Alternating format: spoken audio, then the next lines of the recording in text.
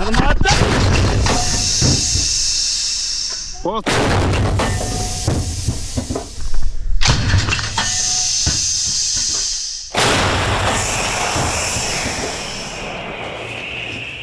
Постріл. Плюс постріл. Вітаємо вас на артилерійських позиціях 80-ї окремої десантно-штурмової галицької бригади, де сьогодні нам випала нагода подивитися на роботу та поспілкуватися із екіпажем САУ «Гвоздика». Це самохідна артилерійська установка 2С1 калібру 122 мм. Хлопці працюють на Бахмутському напрямку, допомагають стримувати ворожі штурми та прикривають піхоту. Сюди не виїжджали, що на охрану стоїть.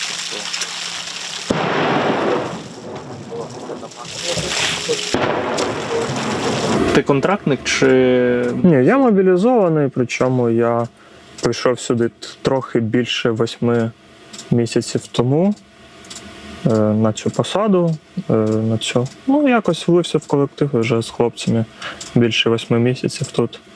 Коли ти старший офіцер батареї, це ти офіцер, і ти 8 місяців, це ти військова кафедра в тебе виходить. Так, да, це в мене військова кафедра. Я вже закінчував кафедру, коли війна була, то в мене була мотивація її нормально закінчити. Тобто сісти за підручники, повчити, якось вкластися в то і часом, і знаннями.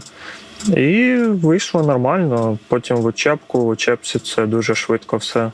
Раз, там довели вже то до автоматизму, до такого стану, коли можна працювати. Коли от тобі дають прямо в підпорядкування зараз людей, артилеристів, справжню гармату, і ти такий, вони ще й десантники, вони, мабуть, капець. Це хвилююче, бо якось так ти приходиш у взвод до людей, які вже рік воюють, піджаку, якось ними керувати, це така собі історія. Але нічого, нормально. Я у них чомусь повчився, чомусь їх навчив.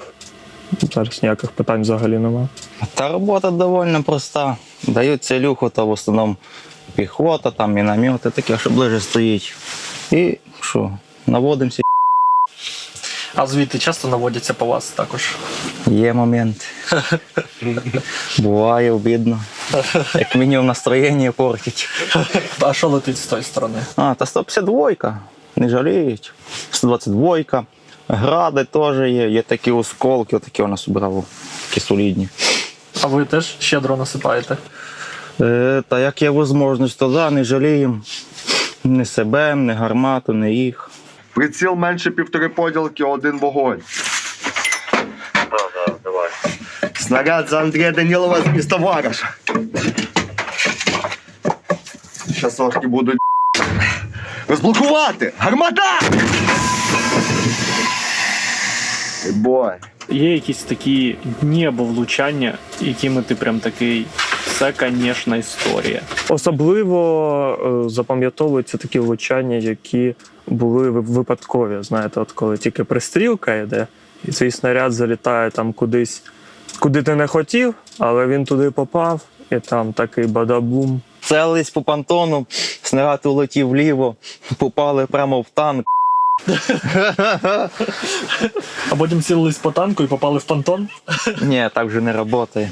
То Господь той снаряд направив. Було таке, що саушка відкотувалась назад після кожного пострілу. Працювали на повних зарядах, на дуже низьких прицілах. В общем, почали відкотуватися, командир то не одразу помітив. Так влучило, що гриб такий піднявся файний, а ми того навіть не бачили. Був якийсь склад, може, БК, і по взриву навіть не польове БК якесь, вони там нормально щось. Дуже добре. Що свідчить про те, що в РВК мають бути не тільки свої пілоти, а ще капелана також додавати. Да. Бойового мага. Бойовий маг. Постріл! Скільки ти вже воюєш на цій саушці? Ось з цієї конкретно. З першого дня. Ого. Так. Це ти контрактник виходить був. Так. Ну і ще є. Як би то не хотілося. І ти був в артилерії 80-ї бригади, Да, початку повномасштабки, зустрів війну тут. А було таке, що ти 24 лютого сидиш і думаєш, може ротація скоро, може поїду віддохну 2022 року? Ні, ми тоді заїхали на південь на цього. Я тільки контракт підписав, виходить, 25 січня, яке віддихати ще не знаю. Я срочку, виходить, от служив, думаю, в армії нормально, тут ще там типу зашевелились на границі, думаю, піду, мало лі. Будять, кажуть, повезеш пацанам хавку на полігон, а так не хотілося. Тут кажуть, вже не їдеш, кажу, о, нормально, яка війна почалась, такі не поняв, такі дивлюсь, дві ракети, такі поняв.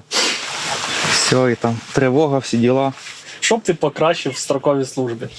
Наприклад, її существування. Просто би обрав, бо воно взагалі не треба. А що по навчанню? Ти вже був прям підготовлений, чи тебе ж відправляли кудись? Я, виходить, мав 1 березня їхати на навчання, та якби навідника. Тут кажуть форс-мажор, ти вже приїхав. Їхав як номер обслуги, там по ходу роздоплили, що да як, бо ще перший раз заліз в ту гармату. Я таки питаю, що за танк, мене бо ще йдуть, не розумію чого. То саушка, то не танк, то є зовсім різні речі, це що я зрозумів. Його командир уже, командир танка. Так, не дай Бог, при старшині таке сказати. Робота твоя на початку повномасштабки і зараз. Зараз чимось відрізняється? Чи... Звісно, активністю відрізняється. Обстрілами менше, слава Богу, бо тоді прилітало, так фуфайку накидали взагалі, жорстоко, не жаліли. Не ж раніше як, якщо нас палили, а нас палили дуже часто, бо і зоопарки їхні, і ЛРСи всякі, БПЛАшки, то виходить, що спочатку летить пакет смерча касетний, там закидає площу пару футбольних полів. Затим батарея градів могла не жаліти, бо ж катались тоді батарею, є гармата, цілюха жирніше не знайдеш. І ще якщо доставав танчик, ще й танчик напльовував в рот. Зараз що, якщо замаскувались там, чи коли стріляли, палять в основному, і гармата розмаскована. А якщо вночі стрільба десь літав, побачив спишку, підлітає, дивиться там. Є, теж можуть почати просувати. А скільки вам часу треба, щоб саушка розвернулася, якщо вас засікли, звернулася і звалила? Очень даже швидко, секунди. А що після війни? Які плани, якщо дай Бог? Я ще на завтра не думав. Після війни хочу кафе відкрити і всіх воєнних наняти, щоб прям не відлічались. Як кафе буде називатися? Мілітарі. Там буде піксельні столі, піксельні скатерті, мультикамовська підлога. Візьмеш своїх екіпаж свій на роботу? Ні, не неадекватні, куди. Людям, які, можливо, дивляться на 2С1 Гвоздіка і такі, я так хочу мобілізуватися і йти служити от на такій саушці. То милості просим, научим, покажем, розкажем і все буде файно. Нема там що боятись. А що треба знати? Як можна підготувати себе там в цивільному житті до служби в артилерії? Щоб коли гармата, треба прижиматися до стінки і рот відкривати. Слухати командира, не гнобити його. Розміщуємо вакансію тут внизу, щоб циган збирає команду. Да. Поки що не кафе, поки що... Ні, в гармату завжди є вакансії, там, скільки не прийде, стільки влізе. Іди тут за Василя Кардаша. Бліндажі просторні, тепло, нормально. Боятись нема чого, гроші платять, відпуска дають. Мобілізуватися по-любому треба, бо ж циган, як то кажуть, не резиновий, не вічний. Треба захищати свій дом, захищати сім'ю, по-другому ніяк. От тут ви бачите результат контрбатарейної боротьби, результат прильотів. Це, якщо що, не точніше, потім це була пожежа. Починалося все от з такого прильоту. Якщо що, тут до цього був ліс-чагарник густий. І от, будь ласка, оцініть щільність розльоту осколків. Звучить команда до бою, є цілі, хлопці швидко розгортаються і будуть працювати. GoPro включи. Я включив, але зараз якби залізти сюди. Не пролаж. Толстий журналіст замінити.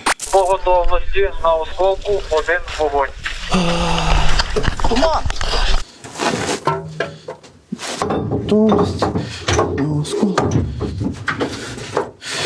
Наведені. Давай, вогонь.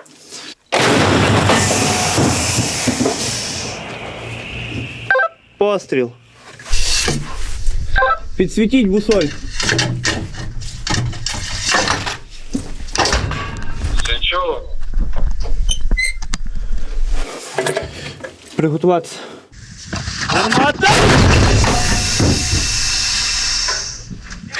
Що можу сказати? Дуже тісно і незвично. Ти прям, ну, треба знімати бронік, щоб залізти. Я там був як ведмідь, який застряг в цій норі, боявся, що зараз буде постріл, а я наполовину застряг.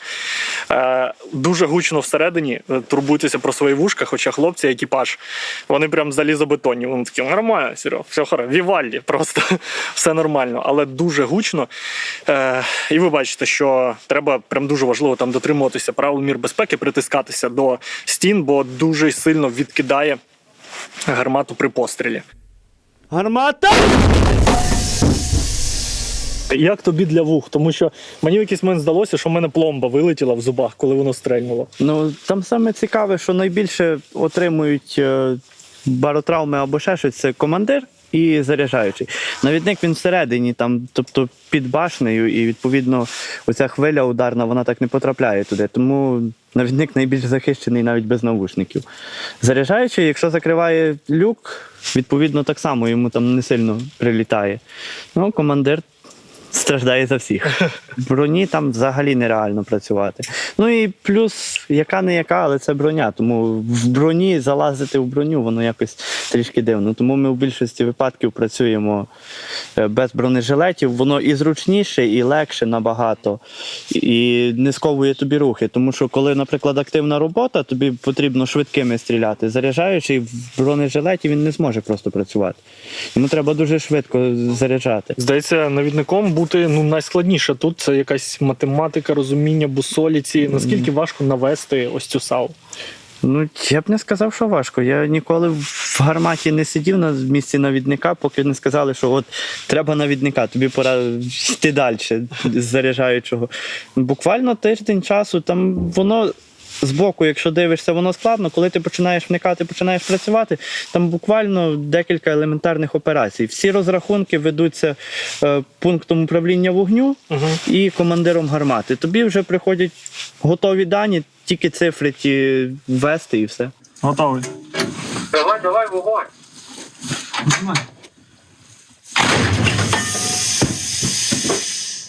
Подивилися на роботу 80-ї окремої десантно-штурмової Галицької бригади, на роботу артилеристів. Слухайте, ну непросто. Але хлопці заряджені, мотивовані, працюють. А ми тихенько будемо зараз уїжджати, знову ж таки не створювати тут зайвого натовпу.